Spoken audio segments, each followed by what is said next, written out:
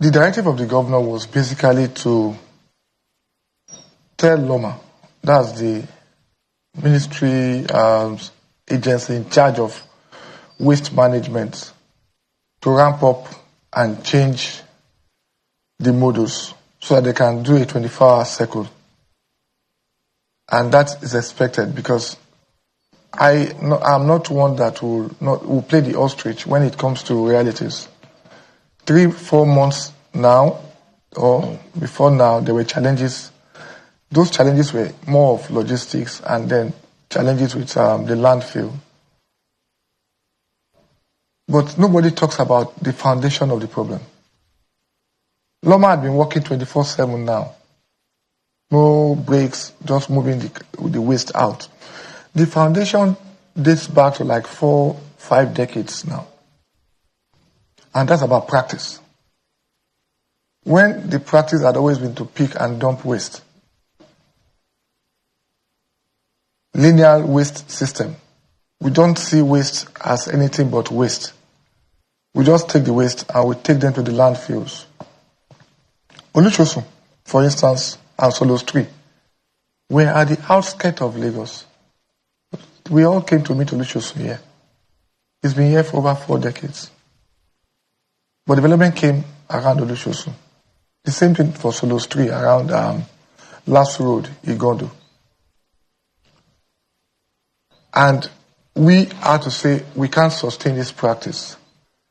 We can't sustain it because we must start seeing waste as a resource for power, a resource for wealth. That's energy or wealth. And that means we have to transit.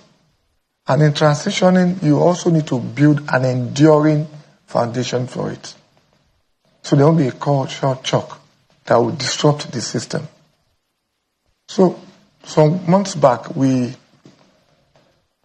unveiled the biodigester at the Ikosi Fruit Market, where fruit waste that used to block and clog the drainage system were now being converted to compost fertilizer and to also power the whole of the Ikosi Fruit Market. That was a pilot funded by C40 based on the roadmap we've shown them as a state.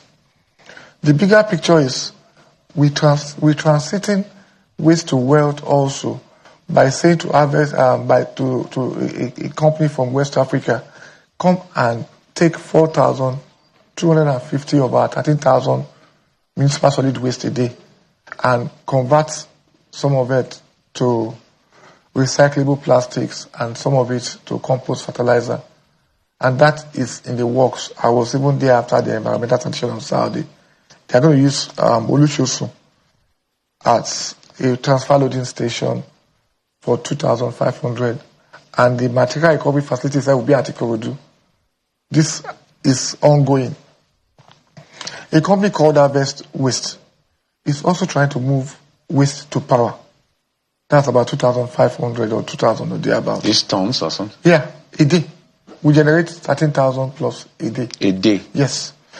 In May alone, I think we even do more than that. In May alone, the records show that Loma carted 418,500 metric tons of municipal solid waste in that month, which comes to about 13,200 a day. I'm coming. I'm just trying to give you a foundation. So, logistics happened. I apologize on behalf of Loma and the state. And then the government said, you have to change your approach and increase your turnaround time. Some PSPs also were challenged, realistically, because their own people that they service don't want to pay. All over the world, waste management is polluter pay policy. You pay for what you use.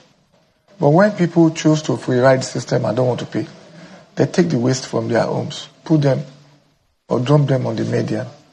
Some of them drop them in the drains in front of their houses. And that's the recipe.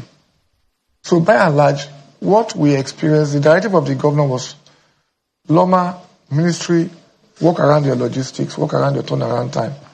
And thankfully we've been doing that for the past few weeks. Are we there yet? I'll tell you no.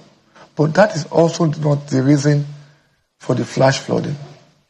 So that's why I said we should not muddle up the water.